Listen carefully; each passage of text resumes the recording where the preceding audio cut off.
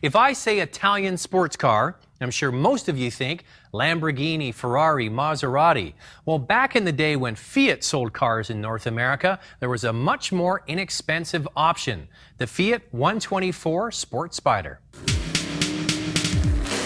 Introduced at the Turin Motor Show in Italy in 1966, the 124 Spider's attractive body was designed and built by Pininfarina, the same company that designs Ferraris. A real wood dash, very comfortable seats, and easy-to-open vinyl top were a cut above other sports cars of the era. It does have a rear seat, but it's better suited for parcels than people.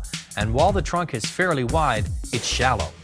The 124 Spider's interior was definitely much more attractive than many of its British competitors.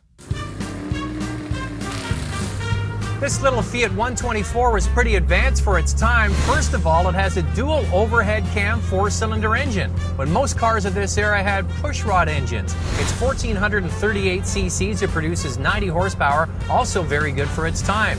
Another thing that this car has is a 5-speed manual transmission. Once again, most cars of that era only had 4 speeds. With a traditional longitudinal front engine and rear-wheel drive, the 124 Sport Spider is a nicely balanced sports car.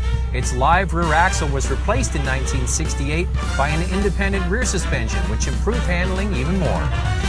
These cars were produced from 1966 all the way to 1982. That's a good long run, but you don't see a lot of them on the road today. The main reason? Rust. Oh yes, that cancer got into these cars in a bad way. From the bulkhead to the floors to the fenders, it got in everywhere. Those Italians just didn't understand North American winters. Even though there's not a lot of these Fiats still rolling around, they are much, much cheaper than, say, buying a Ferrari or a Maserati. A real classic Italian car on a budget.